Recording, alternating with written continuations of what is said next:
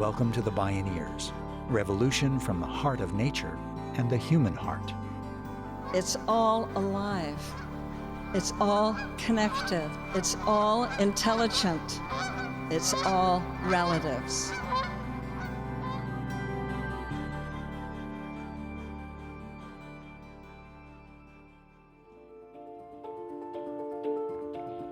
The reason why we are living in the era of the water protector, for sure, water protection, the defense of land, the defense of non-human species and relatives has existed since time immemorial, but there was something different about 2016, where anyone, not just Indigenous people, could walk through the gates at the Ochete Shakoni camp in Standing Rock and become a water protector.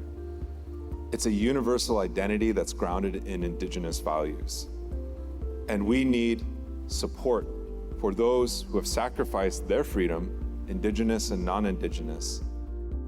In this episode, Indigenous scholar and organizer Nick Estes explores how Indigenous land-based and earth-centered societies are advancing regenerative solutions and campaigns to transform capitalism. And ancient Eco-Nomics today puts Indigenous leadership at the forefront of assuring a habitable planet. I'm Neil Harvey. This is Indigenous Eco-Nomics, Ancestors of the Future.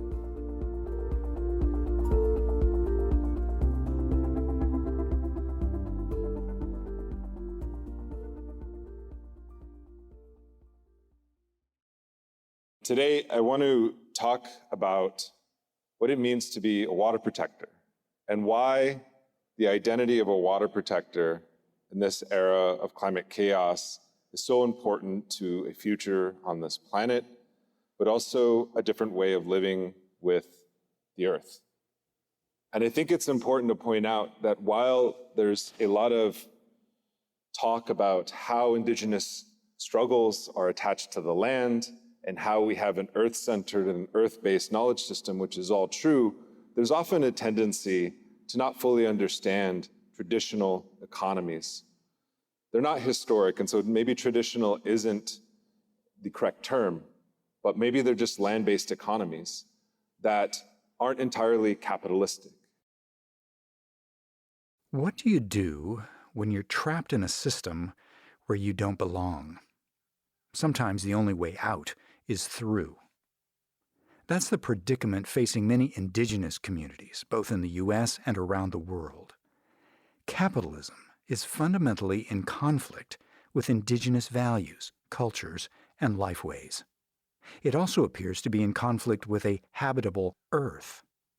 The climate emergency is the ultimate logic of a voraciously extractive paradigm that's also systematically unequal by design. Just as economics is driving the destruction, it needs to power the restoration, to transform the global economy from a vicious cycle to a virtuous cycle. Today, Native peoples are showing the world what it means to come together not only as protesters, but as protectors, peaceful guardians of the sacred sources of life and of justice. Indigenous peoples worldwide are linking networks to build power and engage millions more non-native allies to build a just and regenerative economy and world. Nick Estes is Kulwi-Chashwi Yate, a citizen of the Lower Brule Sioux tribe. His nation is Ochete Shakoni Oyate, the Nation of the Seven Council Fires. He co-founded the nonprofit coalition Red Nation, which is dedicated to the liberation of Native people from capitalism and colonialism. Estes is also an author and founded Red Media to amplify Indigenous voices. He joined the University of Minnesota in 2022 as Assistant Professor of American Indian Studies. In 2021, he visited the No Line 3 water protector camps in Dakota and Anishinaabe territory. There he saw the catastrophic consequences of climate disruption and the fossil fuel economy on the tribe's sacred wild rice, called monoman. Instead of a normal harvest of 80 pounds, the epic drought left just a cup and a half of this critical food for the community and their economy. Nick Estes spoke at a Bioneers conference. Anishinaabe people have an esoteric spiritual connection to Monoman, which is codified within their 1855 treaty that actually protects the right of Monoman to exist. It's the only grain that is protected by treaty rights, by Indigenous treaty rights, which isn't necessarily an aberration, because Article 11 of the 1868 Fort Laramie Treaty, which was signed by my nation, the Oceti-Sakowin, the Lakota Nation, and the Dakota Nations, also set aside territory for the continued perpetuation of the Pteoyate, or the Buffalo Nation, or the Buffalo people. And so even within these colonial treaties, these colonial laws, we inserted our rights of our relatives to exist and to continue to exist. We know today Western societies have adopted the rights of nature movement, and this is being attacked by the right as an anti-human and anti-life movement as well. And we can see the recent successes of certain countries like Ecuador and Bolivia in codifying it within their constitutional frameworks or within legal systems to protect Mother Earth, or Pachamama. Today, the rights of nature movement has become the fastest growing environmental movement in history. By 2022, 24 countries and 9 tribes had passed laws in the U.S. and Canada. It flips the capitalist paradigm from nature as property to be exploited to nature as rights-bearing to persist, evolve, and thrive. It's a fundamentally indigenous worldview, customized to modern times. It's no accident that First Peoples, who comprise just 3% of the world's population, continue to protect 80% of global biodiversity on indigenous lands. Yet everywhere, they're frozen out of economies. So how do you transform economics into eco-nomics? Start by looking to the past. Where was the question of jobs when it came to the destruction of rice paddies? Where was the discussion of green jobs when it comes to land defense? Typically, jobs, as we know them in a capitalist system, is often workers in relationship to capital. And oftentimes, our jobs entail acts of pollution. And in the case of these pipelines, whether it was the Dakota Access Pipeline, the proposed Keystone XL pipeline, or the Line 3 pipeline, which was essentially a reroute of the Keystone XL pipeline carrying the same tar sands, the question of unionized labor always came to the fore, and the jobs that were going to be provided. And when these indigenous nations, whether at Standing Rock or whether at the Line 3 protests, decided to set up blockades and to say, these pipelines will not only destroy our water systems, but they will destroy our economies. Unionized pipeline workers crossed a picket line. What do we call people who cross picket lines? We call them scabs. And in this era of growing, intensifying, organized labor militancy, we have to understand that indigenous lifeways, indigenous protection of water, of air, of land, that very sustenance that we need to survive, should also be considered a form of labor that is valued and protected. In other words, protecting and regenerating nature is a green job. Nick Estes cites a report by the Indigenous Environmental Network called Indigenous Resistance Against Carbon. It details the work of tribal nations, water protectors, land defenders, pipeline fighters, and many other grassroots networks who have dedicated their lives to defending the sacredness of Mother Earth. They're also protecting their inherent rights of indigenous sovereignty and self-determination. Indigenous peoples have developed highly effective campaigns that utilize a mix of nonviolent direct action, political lobbying, multimedia strategies, fossil fuel divestment, and other tactics to accomplish victories in the fight against neoliberal extractive projects like Keystone XL and the Line 3 pipelines endangering the Minnesota waters and lands where Monoman grows. That report found that indigenous-led movements from a variety of struggles, whether it was through direct action, court cases, legislation, we're challenging about a quarter of greenhouse emissions from both Canada and the United States. In other words, Indigenous people, a minority within both settler states, are punching well above their weight class in terms of impact on climate change and preventing cataclysmic climate catastrophe.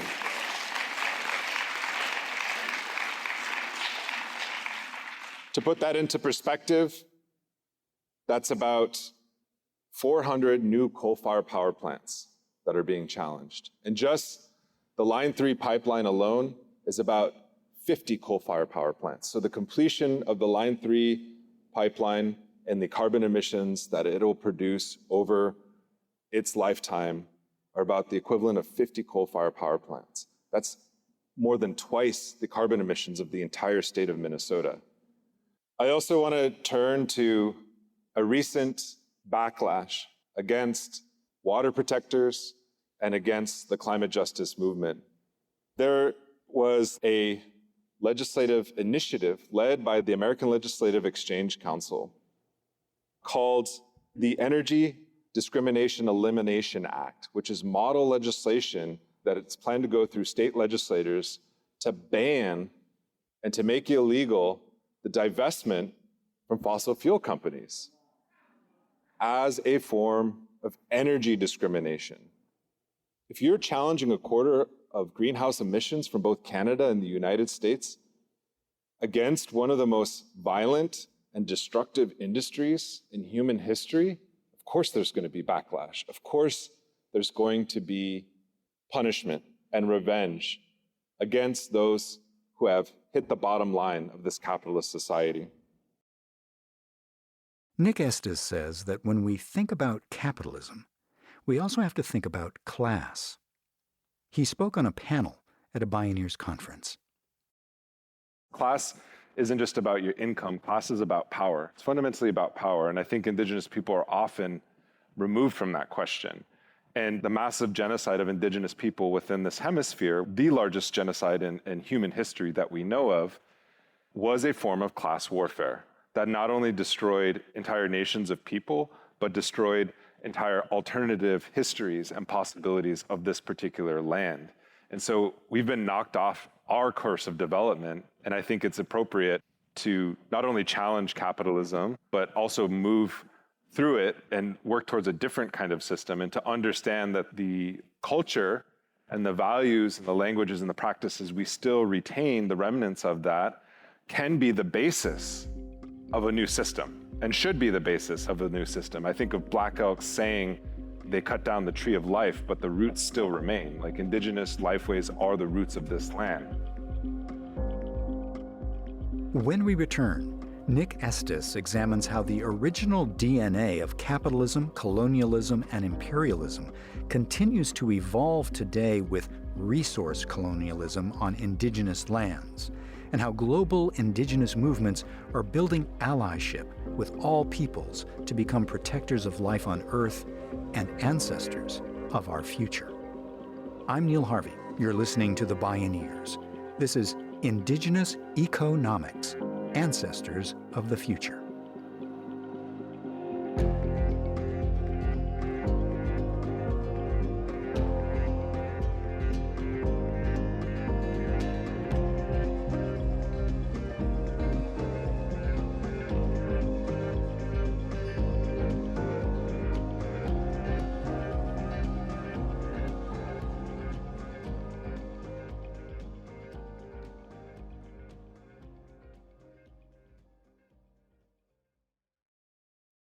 You can visit Bioneers.org to subscribe to our newsletters and podcasts.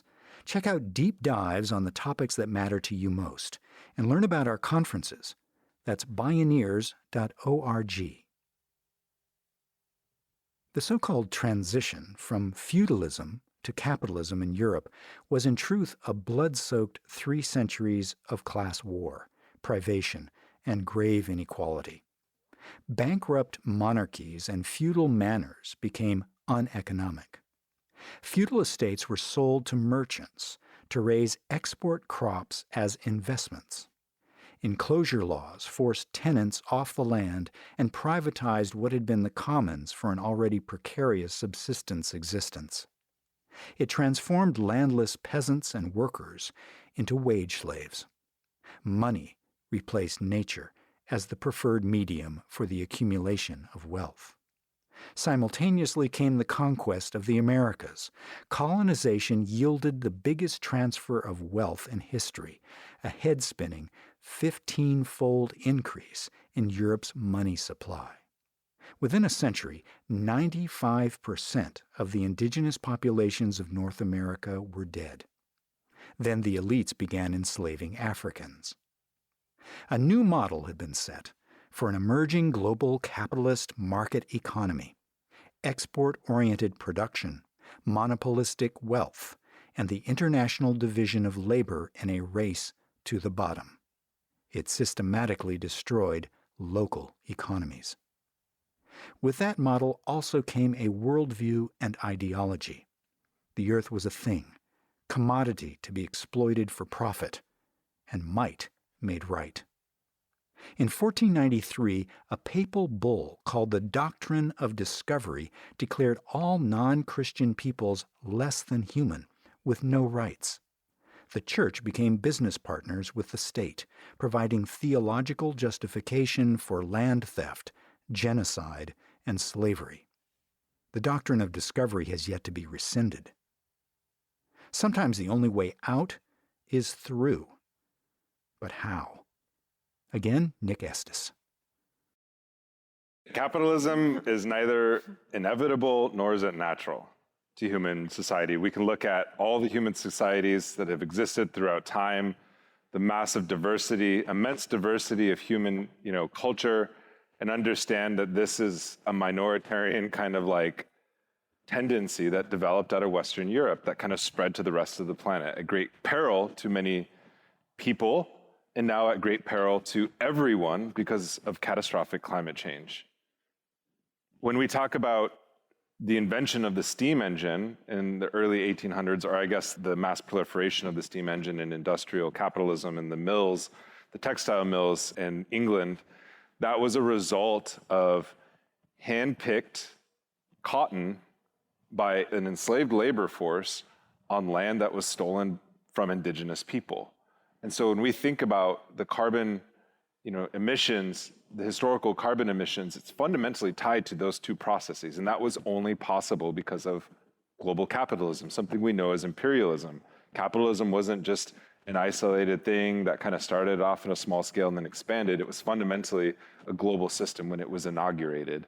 And so I think to understand it that way opens up a new set of problems, but I think a new set of solutions as well. And looking at global supply chains, we can even look at tribal nations. We can ask ourselves why a place like the Navajo Nation, which is essentially a state, in terms of its size and population, and how much resources that it holds in terms of coal, oil, and gas, as well as uranium.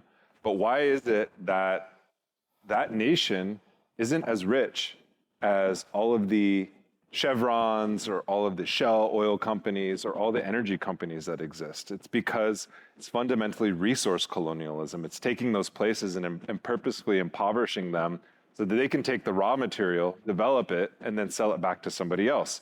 We had moments in time where various kind of nationalist tribal councils in the Navajo Nation tried to essentially nationalize its oil industry and keep production within its boundaries, but that was attacked by the federal government to break that up in the interest of these energy corporations, because they don't want tribes to reap the profits of their very own resources that are on their land, let alone do they want developing nations or nations in the South to reap the profits from materials such as lithium, the new green energy frontier.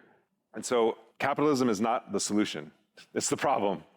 We need to go beyond capitalism, but how we get there is another question. You can't wake up tomorrow, have good intentions, and then go and hug the murder out of capitalism. We have to move through this system, and we have to organize on all fronts. We have a new growing labor militancy that's attacking one of the most destructive, carbon-intensive industries, which is the Amazon monopoly on logistics. We should support unionization efforts. We should support unionization efforts and workers' democracy, because unions aren't environmentally bad. They often are, pitted against environmentalists all the time. But there are examples, going back to when the Black Hills Alliance allied with gold miners and ranchers in our homelands, people who would be ideologically considered settlers and colonizers, to say that treaty rights not only protect Indigenous people and our access to the land, but they also protect workers who are working in hazardous conditions, who drink water that their mine tailings are polluting, right? We all drink the same water. Like, Indigenous people aren't unique, and somehow like water that enters our body is like, something like that that's different. And so thinking about that and scaling up the idea of the local to the universal, and thinking that Indigenous values protect everybody's access to clean drinking water, access to air, access to land that we all need to survive. And so when we think about alternative systems, my tendency is towards socialism, but that requires organizing society to fight for something that's beneficial to everyone, not just our own interests as people who live in the United States, or not just our own interests even as Indigenous people, but to understand that we are living at a very important time period where the actions that we take right now are going to affect generations to come. And I think the most ethical action that we can take is to really fight like hell to build something that's different. And whatever that looks like, we have to find out through struggle itself. And the only way we win is if we struggle. And we can't be afraid to do that in this moment. In 2020, the Red Nation nonprofit coalition that Nick Estes co-founded published The Red Deal. It describes a political program for the liberation that emerges from the oldest class struggle in the Americas, the fight by Native people to win sovereignty, autonomy, and dignity. It's a call to action, to come together, to confront climate catastrophe and build a world where life can thrive. Nick Estes says the Red Deal was inspired by the 2010 People's Agreement of Cochabamba in Bolivia at the World People's Conference on Climate Change and the Rights of Mother Earth. We have things such as the Green New Deal. I think the sentiments behind such endeavors are important, but what the Cochabamba Accords, or the People's Accords, put forward is a critique not only of the patriarchal capitalist system that commodifies nature and that commodifies relations between humans and the non-human world, but also the uneven expectations of transition that are outsourced oftentimes to Indigenous people and those people of the Global South. That if Global South countries, nations, and peoples developed along the same pathway as those in the United States and the so-called First World, we would need 3 planets to survive the immense amount of resources that it's going to take. And we can see that same mentality, that same system operating today when the United States wants to make a one-to-one transition of energy consumption without understanding the extractive relationship it has to continue to consume. The lithium, the copper, the cobalt that goes into renewable technologies has to come from somewhere. Whether it was Biden, whether it was Trump, they understood that the key trading partner in that particular energy transition, the so-called Green Revolution, was China. And much like the fracking boom that began in 2008, which was an attempt to wean the United States off of what it considered conflict oil from countries that it was in disagreement with, the United States is again trying to develop its own strategic mineral reserve for green technology. Rather than questioning the mass consumption of energy in the first place.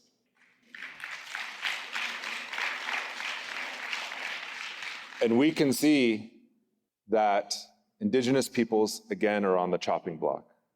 Whether it is Resolution Copper in the sacred site of Oak Flat, to build one of the world's largest copper mines to fill the needs of the so-called green energy revolution, or whether the massive open pit lithium mine that they're trying to build in Nevada, Thacker Pass, on sacred Northern Paiute lands, we understand that this relationship is still fundamentally colonial, and we need an alternative. And so that's why we're saying we need a people's agreement, not only amongst human nations and relations, but we need a people's agreement with the earth itself. And that we draw inspiration from Bevere Buen, or the idea that living and development in correct relations doesn't mean overconsumption, doesn't mean that we measure our successes on material consumption, but we measure our successes on the quality of life, not only of human beings, whether it's housing, whether it's education, whether it's healthcare, or whether it's just living a good life, not at the expense of the planet.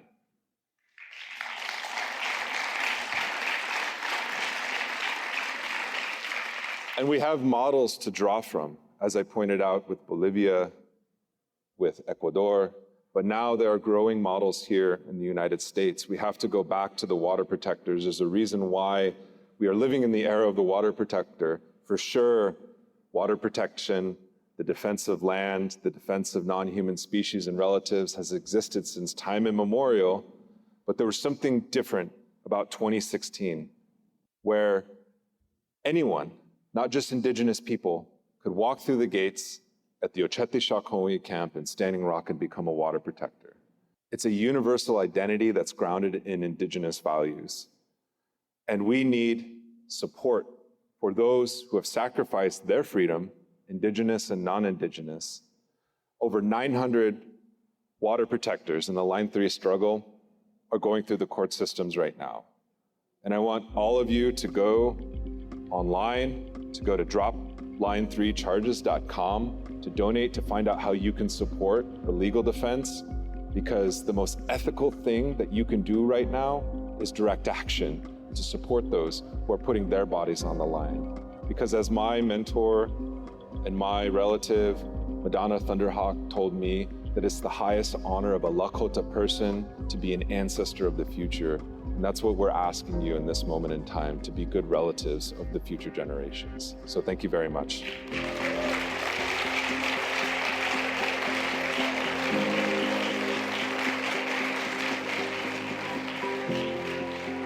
Nick Estes, Indigenous Eco-Nomics, Ancestors of the Future. Executive Producer, Kenny Ausubel. Written by Kenny Ausubel. Senior Producer and Station Relations, Stephanie Welch. Program Engineer and Music Supervisor, Emily Harris. Producer, Teo Grossman. Host and Consulting Producer, Neil Harvey. Production Assistants, Anna Rubanova.